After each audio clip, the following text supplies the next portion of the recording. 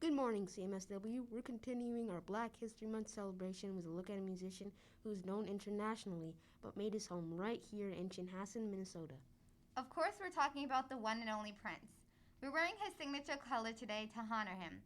When Prince Rogers Nelson signed his first record contract at age 19, it was clear right from the start that he was a genius. From a young age, Prince began to teach himself many musical instruments, including the drums, bass, guitar, keyboard, and piano. When Prince left school at age 16, he had already begun to create what would become known as the Minneapolis Sound, characterized by industrial-sounding drum machines and synthesizer riffs. By the time he was 18 years old, Prince was working as a session guitarist for Minneapolis Sound 80 Studios by 1977.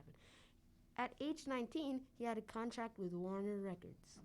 2 years later, Prince had his first solo show, and right from the beginning of the show, this looked and sounded different than anyone else's. As he grew as an artist, Prince broke barriers when it came to his backup band. He was a rare artist who led an interracial mixed-gender band. His band and music crossed genres, moving from jazz to funk to R&B to soul and pop to new wave. 1982 was a breakout year for Prince, with the release of his 1999 album. In June 1984, Prince starred in a semi-autobiographical film, Purple Rain, shot here in Minnesota. Here is Prince arriving at First Avenue in downtown Minneapolis, where most of the musical numbers were filmed. The movie's soundtrack, which Prince wrote and produced, received the Oscar in that category. The album sold 13 million copies, and the film grossed more than 80 million in the United States. Throughout his life, Prince refused to let anyone define who he was. When Warner, his record label, refused to release all the albums he produced in 1993, he responded by changing his name from Prince to a symbol. Prince explained his decision this way. Prince is the name that my mother gave me at birth. Warner Brothers took the name, trademarked it, and used it to promote all the music I wrote. I became merely a pawn used to produce more money for Warner Brothers. Prince used that symbol as his name until 2000. Fans were confused, but went along with it because they never doubted their hero's creative instincts. The press had come up with a way to refer to Prince using a symbol that had no words to describe it. Journalists opted for the artist formerly known as Prince. Prince went back to his original name in 2000 but kept his symbol name around.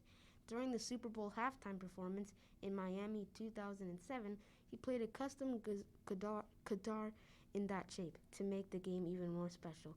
It rained as he was singing Purple Rain. No matter where his concerts took him, Chanhassen was home for Prince. You may have not noticed him, but Prince regularly arranged for private after-hour screenings at the nearby Chanhassen Cinema to see movies like Kung Fu Panda 3. Prince would arrive just after the movie began, slipping into the back row. By the time he died in 2016, he had been inducted into the Rock Roll Hall of Fame and won 7 Grammy Awards. Prince was very open about his music, but kept another part of his life a secret. Prince liked to use his money for good.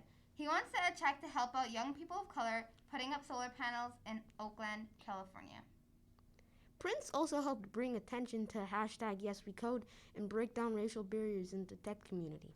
His goal was to train 10,000 children of color to learn computer coding so they, too, could start up large tech giants like Amazon and Google. Thanks for helping us celebrate Prince Rogers Nelson as part of Black History Month. He was a talented man, a complicated man, a giving man, and through it all, a Chanhassen man. That's our show for today. Thanks for listening, CMSW. We will see you again soon. Bye. Bye.